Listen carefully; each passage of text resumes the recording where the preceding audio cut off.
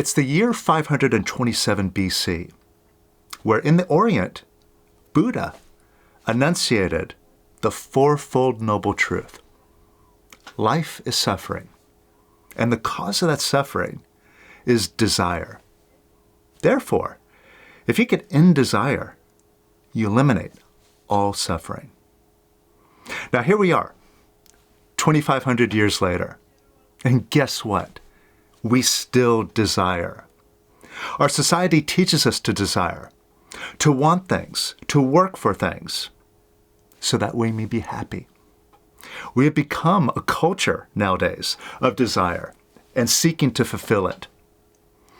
So it isn't surprising that we haven't learned from these teachings from so long ago, nor from the teachings of Christ, who also came around 2 millennia ago. See, both of these teachings reach the same conclusion in the end: to be desireless, which means we want nothing external to ourselves, which leaves us resting solely within ourselves, whole, complete, joyous, and happy. See, in this state, our natural state is love, unending love, giving love. Now, not too long ago, in just the last century, another master of the desireless state came along, who reached his own enlightenment at the age of 42. His name was Levenson. And Lester, he understood the dynamics of desire just as much as those masters of old. But even more so, Lester discovered the technique to identifying and dropping that desire that's far more powerful and effective than those other teachings, primarily because it's designed, it's tailored towards our modern analytical, psychological, orientated way of thinking. And it's far more direct and simple. And it's an active method, meaning it puts you in the driver's seat, where you take it upon yourself to root out and drop all that desire, very quickly achieving that enlightened state on your own. Now, over the past decades, many people have learned Lester's method. And I wager that the majority of the people practicing it are not practicing it the right way.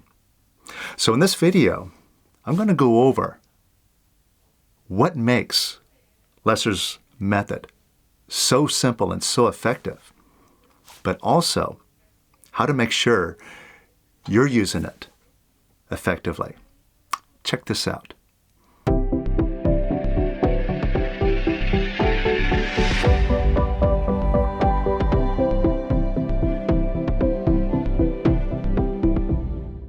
Welcome to the Power of Quiet, the simple way to self-realization. So if you want total control of your mind and more happiness and abundance in your life, then you've come to the right place. So if you're new here, make sure to subscribe. You're going to love what we show you. And if you're a regular here, you practice Lester's method, and you see it does great things in your life, then let us know. Hit the like button below and share any gains that you have or any questions that you have about what you're doing, any challenges that you have. I'm happy to jump in and answer whatever I can. Now, a couple of months ago, I put out a video called, "How do you know you're really letting go of negativity?" Because those of us who go down this path, practicing this method, letting go of our negative, unwanted feelings, there are times when we feel stuck. We're like, I'm not sure I'm really letting go. I don't feel any different.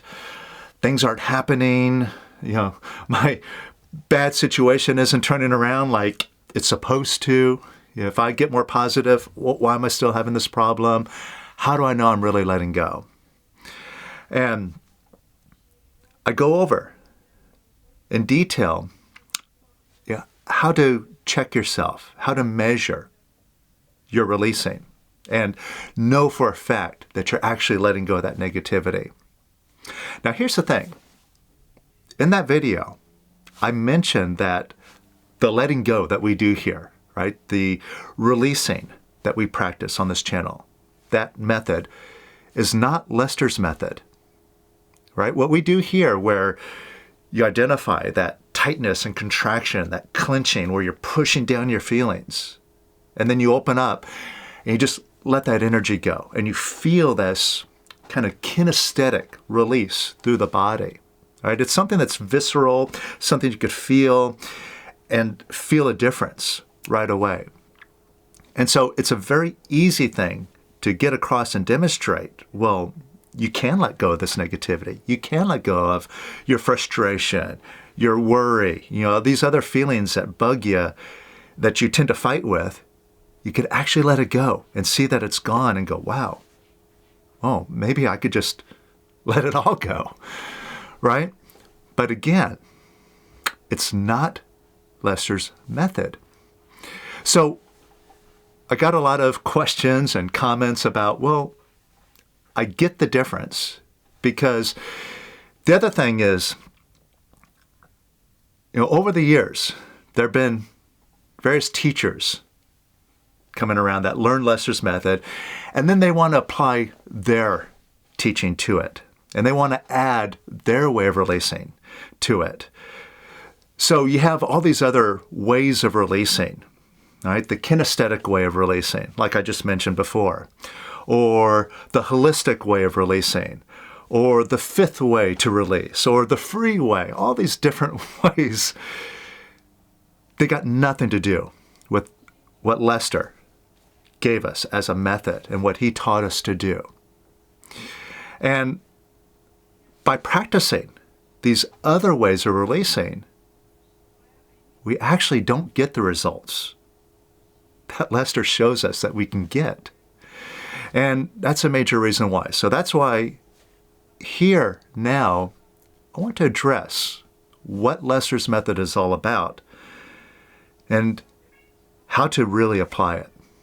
Now, like I said before, I don't go in and demonstrate necessarily Lester's method directly on this channel. And there's a very good reason why, and I'll go over that later. So this will be more of a discussion. We're going to just take a deep dive into what Lester's method is about, and then we'll do a little bit at the end. But again, what we're going to do here is a little bit different. So first, in order to kind of set this up about how Lester's method works, I want to go over 5 major paths to enlightenment. All right? Because, like they say, all roads lead to Rome, and there are many paths to get to that top state. Well, there are 5 major ones. Number 1 is love and devotion to God. All right? Whatever you see God is, right? You just give your full devotion and surrender to that godlike aspect. All right? That's one path to get there. Another path to enlightenment is through selfless service. Right? Giving yourself, serving others without any thought of receiving anything for that service. Not even recognition for it. Right? Completely selfless. The third way is through intellect and wisdom. And a good example of that, I suppose, would be like Confucius, who has lots of wise sayings to get us to reflect and go, yeah, right, that is a wise way of looking at the world. Now, the fourth way to freedom is achieving mind control primarily through breath control. And throughout India, there's lots of different meditations like pranayama, and I think that's how it's called, meditations where you use your breath and control your breath. And that also focuses you and gets control over your mind. And then finally, the fifth way to reaching enlightenment is through self-inquiry. Basically, who am I? And the spiritual master who does this the most direct, is most known for the self-inquiry, who am I method, is Ramana Maharshi. Right? That's his whole method right there, is to simply, who am I? But here's the thing about Ramana's method. Number one, it's the most direct and the most simple way of looking right at the top. The problem is for most people who try to practice Ramana's method, it's very easy to get caught up in the mind and start to sit there and analyze and theorize about who am I. So you see all these like spiritual people saying things like, well, I am a being of light, or I am a soul in a human existence, or some weird thing, I'm a star seed, or whatever, whatever that means. So it's very easy to start kind of getting into wild ideas of who am I. Whereas what Ramana really means by practicing who am I, it's not about going into your mind, but the opposite. You see, what you do is you pose the question, who am I? And whatever answer comes up in your mind, right? Oh, well, I'm a limitless soul. So whatever thought that is, you just redirect that back towards yourself. Well, who am I to have that thought? And that just kind of brings your attention back to who am I? And then whatever thought comes up after that, well, who am I to have that thought? And again, looking at who am I? And you see Lester Levenson, in a lot of his talks, he says something to the effect of, well, if you do want a mantra in your life, well, have the most simple mantra. I am. I am. I am. I am. Or I am I. I am I am I. Just looking at I am. Like in the Bible it says, I am that I am. You're just looking at, well, who am I? Like I said, that is by far the most direct approach. But to most people, that's a pretty difficult approach to follow because you really have to be disciplined about not getting caught up in your mind over that question. Now, Lester's method falls in that fifth path because Lester's 6 steps, right, the simple method to dropping desire, it's following that inquiry of who am I? When you recognize a desire, like, okay, I have this desire for this thing. Well, who am I to have this desire? And why should I have this desire? Why is it so important to me?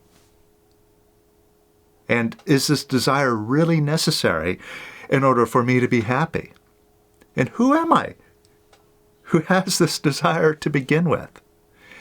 And when we break down like the nature of whatever it is that we're desiring, right? Okay, that's me wanting to control a situation. I got to control it. I want control.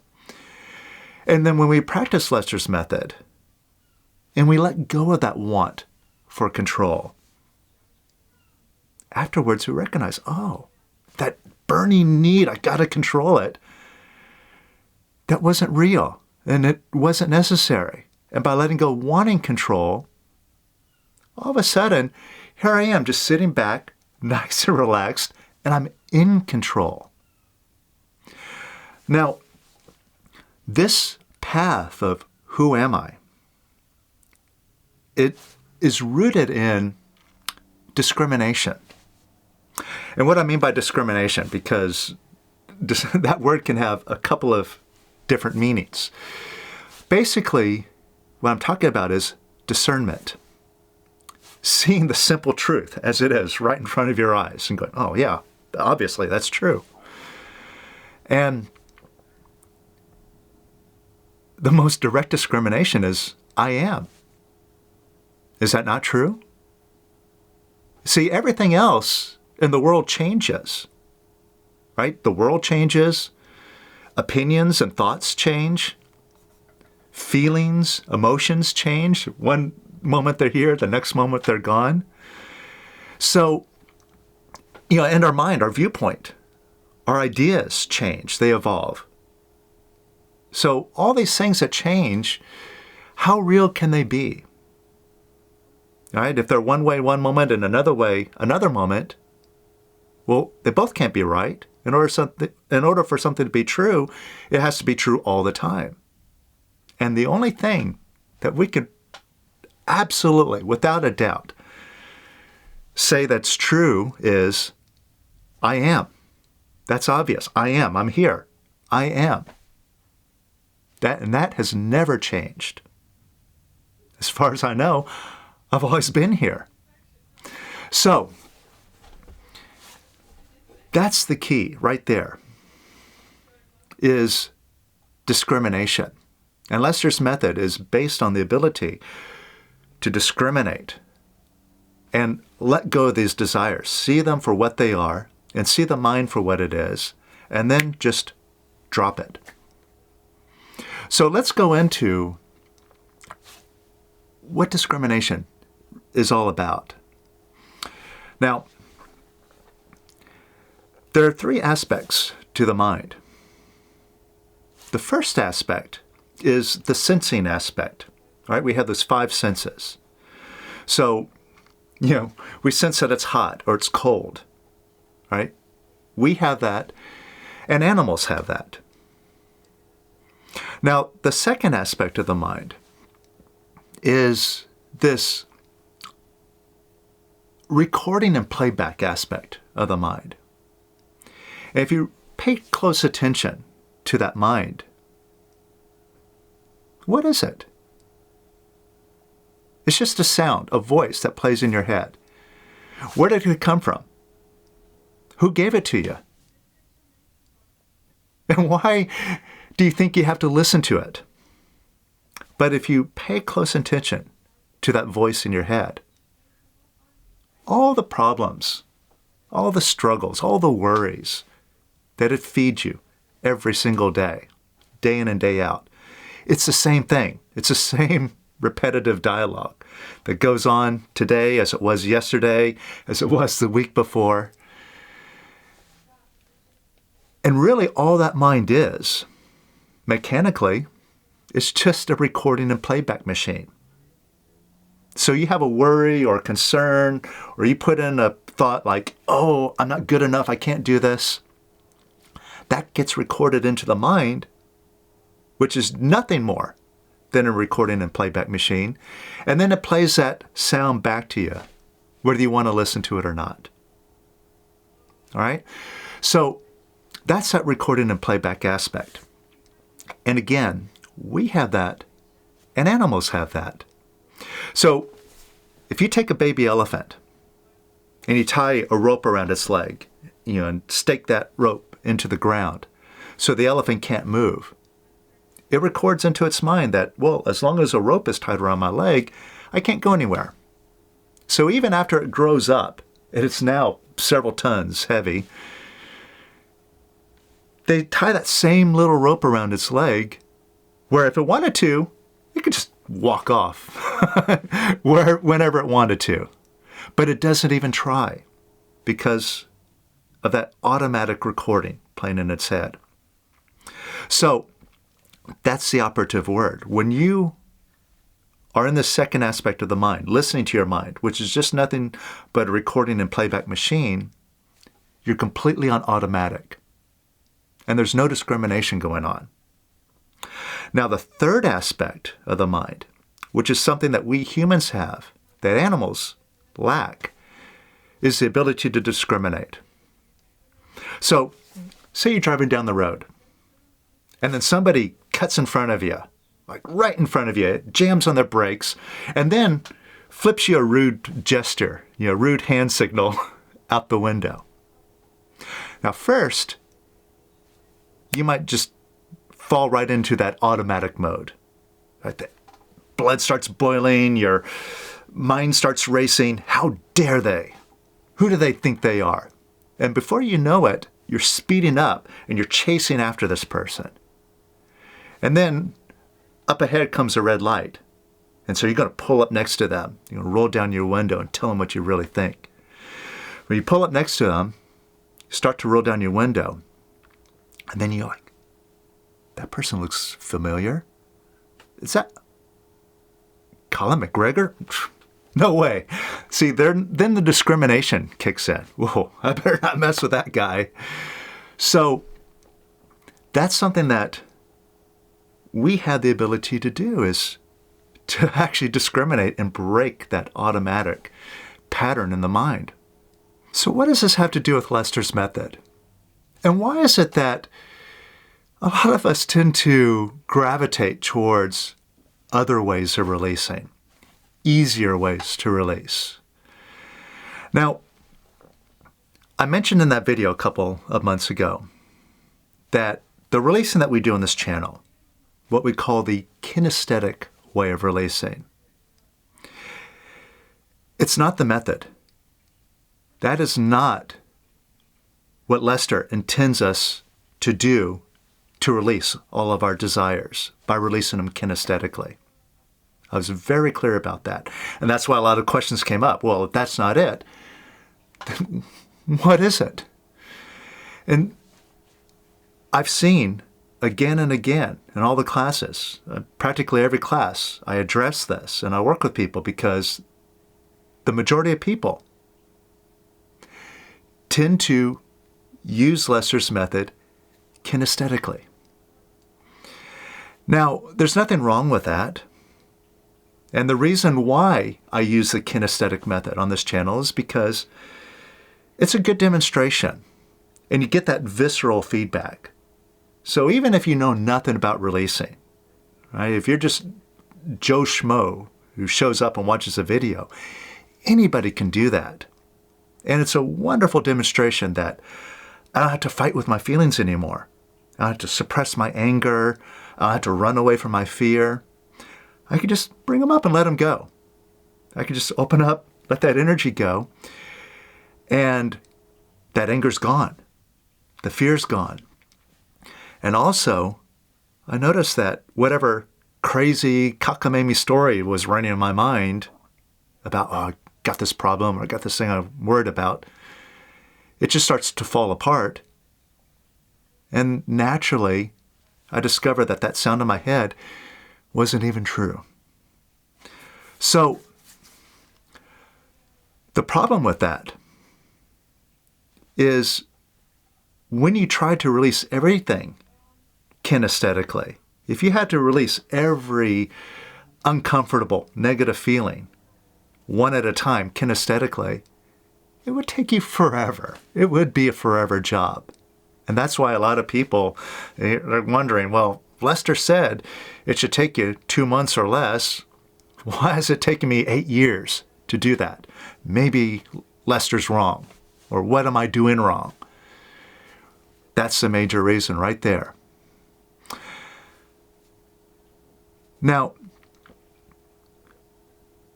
when I learned the method from Larry, almost 20 years ago now, actually more than 20 years now, Larry used to always say, share this method with others, but don't teach it to others. Because at face value, when you look at the 6 steps, when you look at Lester's method, it looks very simple. Oh, I can do that, and I could show others how to do that. Easy peasy. The problem is what Larry pointed out. He said that he used to be a big sharer. He was very enthusiastic when he met Lester and learned about the method. He wanted to share it with everybody, and he was teaching it to everybody. He said, like, he would go into the bank, and he saw some lady had like a bad pain in her hand, and he showed her how to release, and then the pain went away. And he said, well, he came back a few weeks later and asked her about the method, if she was interested in it, and she forgot the whole thing. And he said that he used to teach it to all sorts of friends and people, and the percentage of people that actually followed through and continued the work was practically zero. Now, when I listened to Larry tell that story, part of me was thinking, well, that is, I don't know, maybe he's just coming from a self-serving thing of share the method and bring them to me, right? Have them learn it from me. And I thought, well, I don't know, maybe that's where he's coming from. But I found out from my own experience exactly what he was talking about, because I shared it with friends, and I found that most of the time I would give them access to the course, and 99% of them didn't even open it up, didn't even touch it. And the one time when I had a friend, one of my very, very close friends, he was having a very difficult time in his life.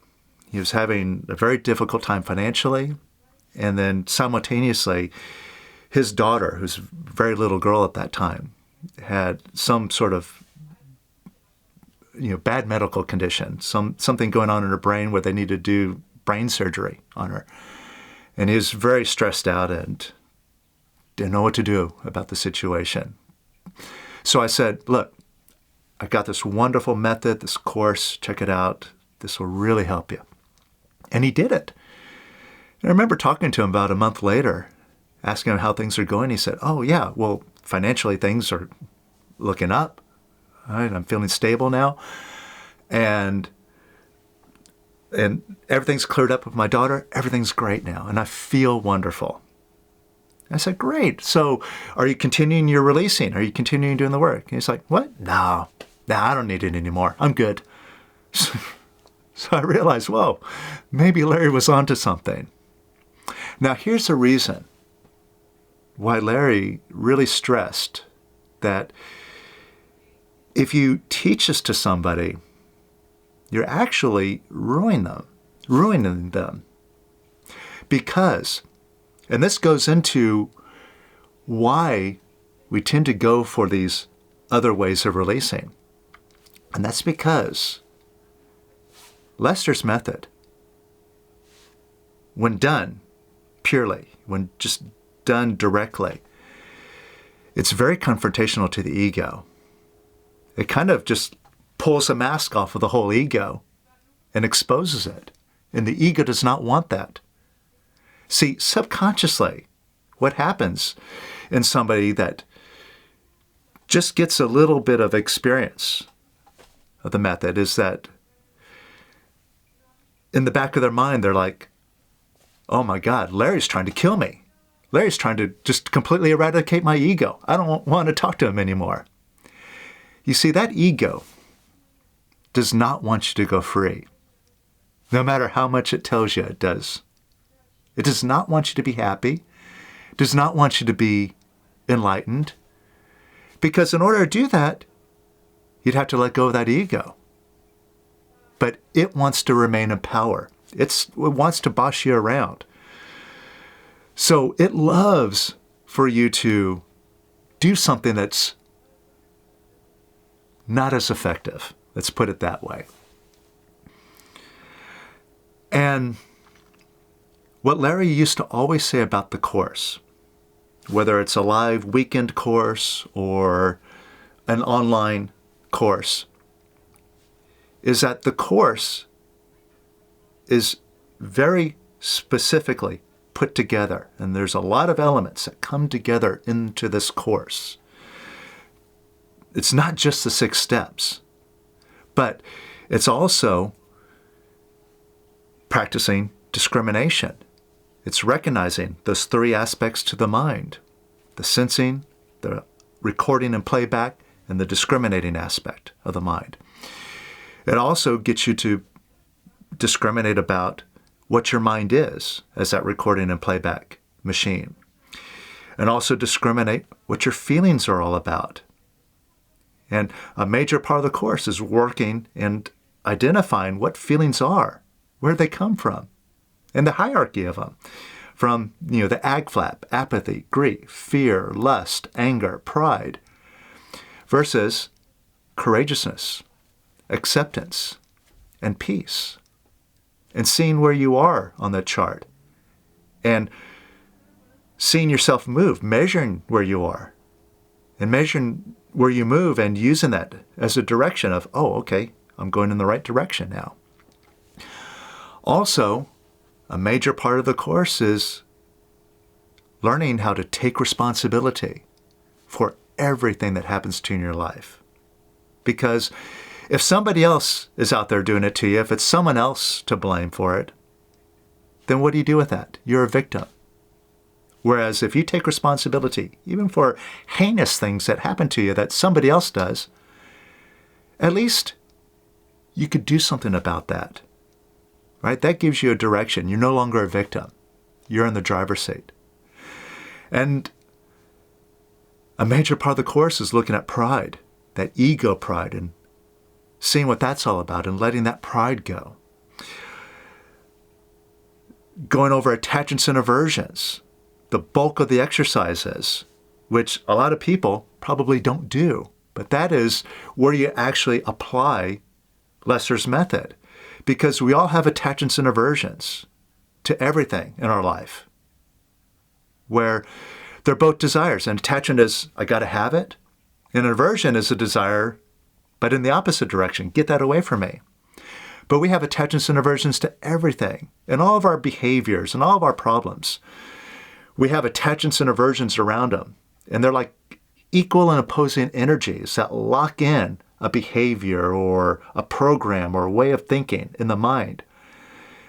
And therefore, we have to let go of both sides of that.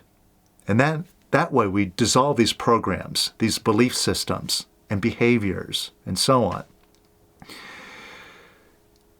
And of course, the want for imperturbability, more than anything else in the world. That want to be completely desireless, where no one and nothing can bother you at all. So the course, the totality of learning the whole course, is not just the 6 steps, but it's putting all of these tools together like a toolkit. It's like if you're a basketball player and you had only one tool to use. Like, okay, I could do a shot, right, from the point, on the court. But if I'm not good at dribbling, or if I'm a bad passer, or if I'm lousy at taking free throws, then the totality of my game kind of sucks. If I want to be an effective player, I got to put all these skills into play, and that's how I become a winner on the court. So that's kind of what it's like when you put all these elements together. And see, a lot of people that have taken even the full course, they tend to forget these little things, like taking responsibility, like working on attachments and aversions, like discriminating, and so on. And so we kind of forget some of these things. We forget to look at pride and let go of pride. And if you want to achieve what Lester did, you got to be a skilled player in the game. And that's what it's all about. And again, that's why Lester said, simply, if you do it, it's easy. If you don't do it, it's impossible. So we'll do a little practice in this. We'll dip our toe into Lester's method a bit more than we do in the rest of the videos that we have here. But before we get into that, I want to stress that if you want to get good at this, learn the totality of the whole method, all the elements that come into play that give you the skill set to really excel using Lester's method. And so I got this 21-day course. I'll put a link to it right here, also in the description below. It's got a 30-day money-back guarantee, so check it out and see what it's all about. You know, like Lester said in one of his talks, try it. You'll be delightfully surprised at the depth and the overall roundness of everything that comes together there that gives you a complete grasp of who you are and what your mind and what your feelings are all about and what to do about it and how to get yourself above all of that stuff, all the problems in your life, all the struggles, all the negativity, and get to that place where you're feeling your true self. And when you use the totality of the course, you bring all these elements into play, it's simple. And it really is easy. So again, I've got the link here and down below. Check it out. Take the deep dive and see for yourself the real beauty and simplicity and directness of Lester's method and discovering, who am I? Really, who am I? And it's obvious to you once you let the other nonsense out of the picture. You see yourself for who you are. And nothing is easier than that. You know, we all walk around through life wondering, well, who am I? Where is my happiness? And we're wondering where it is. Where do I find it?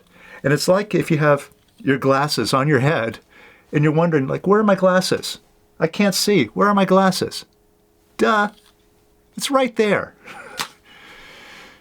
And so are you. You are right there.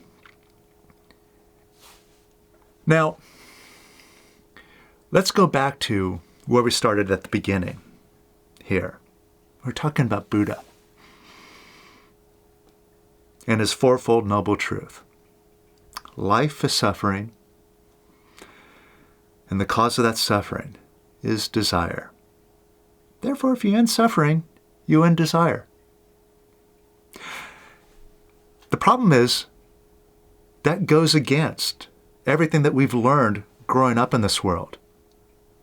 Because everywhere, from school to our parents to commercials, every single commercial we watch on television is all about stirring up your desire. Oh, I got to have that. And it's looking for happiness in something, right? In a can of Coke or in some other experience. Boy, if I could do that, I'd be so happy. But let's discriminate about that. Look at all the things that you do achieve in your life. From a simple little thing like a can of Coke or a cookie, something sweet. Well, you eat it or you drink it, then it's like, okay, well, I need to have another now, right? The satisfaction of enjoying that doesn't last for very long.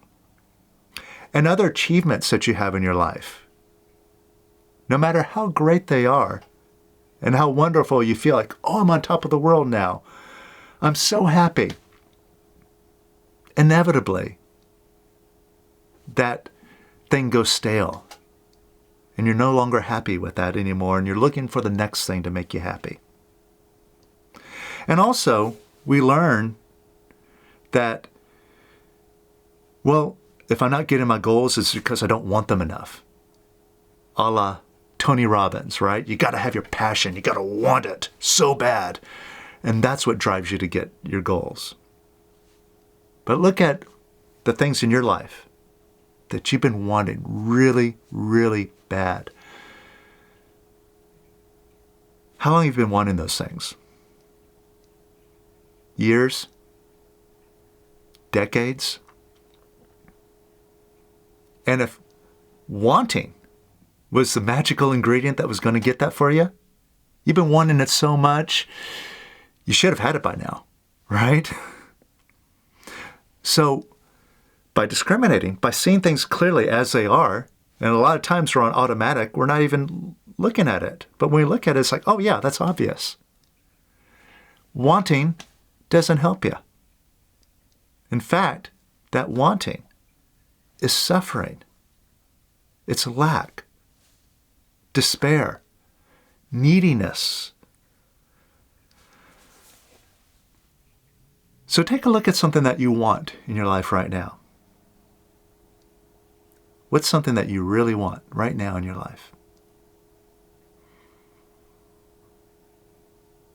And just notice how you feel. Your feeling is you lack it. And there's a neediness for it. And a sense that only after I get that thing, then I can be happy. But what are you really telling yourself in the meantime? That until you get that thing, you can't be happy. And that's what you're putting into your mind, that recording and playback machine. And then it just happily plays back to you that you're unhappy because you don't have that thing and you don't know how to get it and you're not good enough and on and on and on. That's what you get with wanting. So discriminate about that. Would you rather want that thing or would you rather have it? Because you can't do both at the same time. You either want or you have.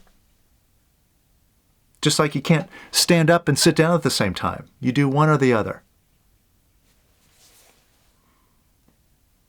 So right now, just in this moment, and only for this moment, could you let go of wanting that thing just right now?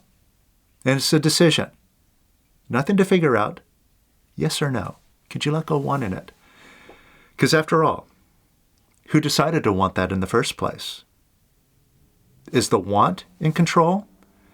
Is the want coming and grabbing you and forcing you to say, I gotta have that thing?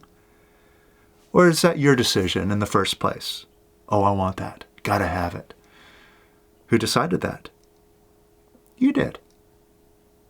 And so if you decided you want it, then you could very easily decide to let go of wanting it. So what do you decide?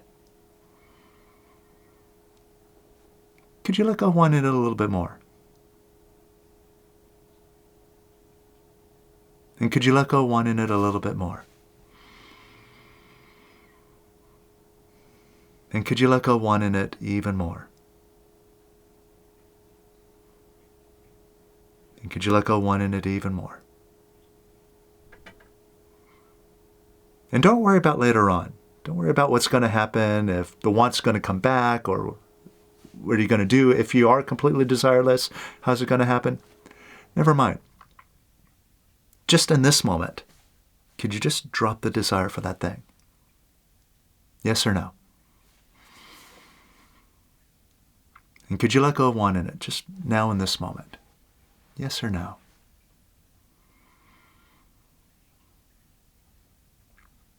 And could you let go of wanting it a little bit more?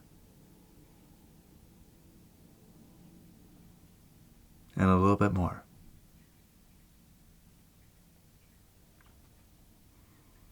And discriminate. Does it feel better to want it? Or does it feel better to have it? And which do you prefer? Now, since you can't do both at the same time, could you let go of wanting it so you could have it? And could you let go of wanting it a little bit more? And could you let go of wanting it even more?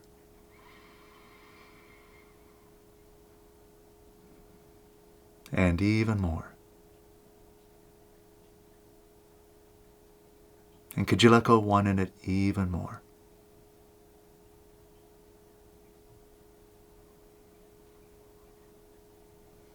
And even more.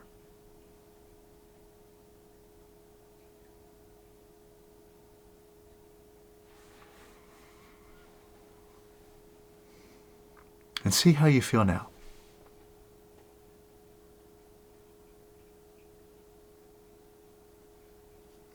Now, what you're feeling might be subtle. Basically, we're just looking for a lighter feeling. Just notice you feel a bit lighter, more at ease, more relaxed, more calm. Notice the difference?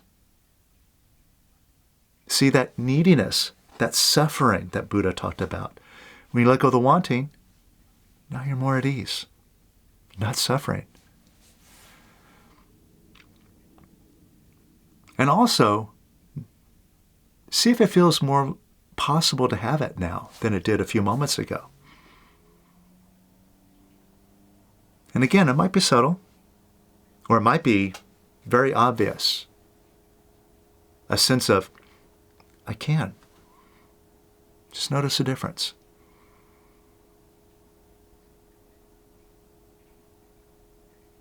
Now, if you're feeling lighter, and you're feeling more of a sense of I can, who did that? In other words, who's in charge? Who's the boss here? You are. Because now you're coming from the I of you. And by letting go of the wanting, that enables you to discriminate. Oh, yeah, want does equal lack. And I'm not suffering anymore. And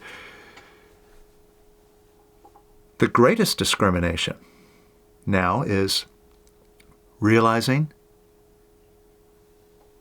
I am not my mind. I don't need to chase after happiness that my mind tells me is out there someplace. And when I am in a place where I am imperturbable, where it doesn't matter what happens, nobody out there and nothing out there can bother me at all. How powerful is that? Because even if you do things the way the rest of the world does things, by working so hard to get the things that you desire in life, sometimes you get them, sometimes you don't.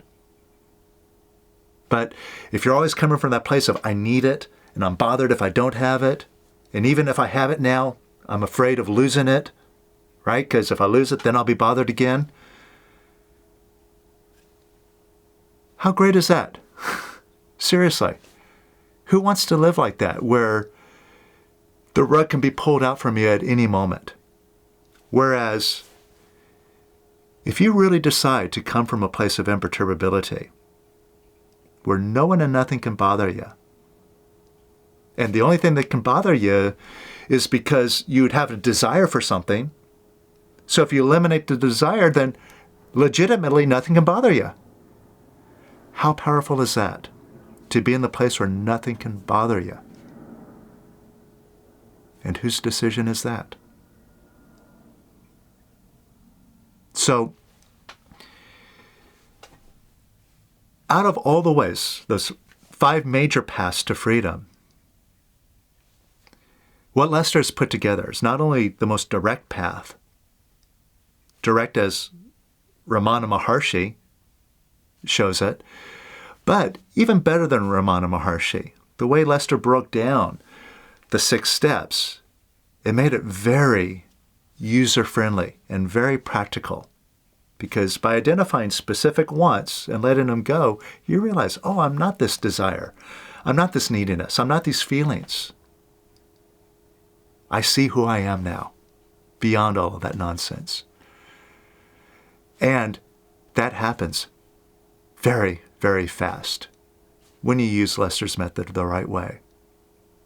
So, dive in, get serious about it. See for yourself what you've been missing and how fast you can pick it up and get to where you really want to go.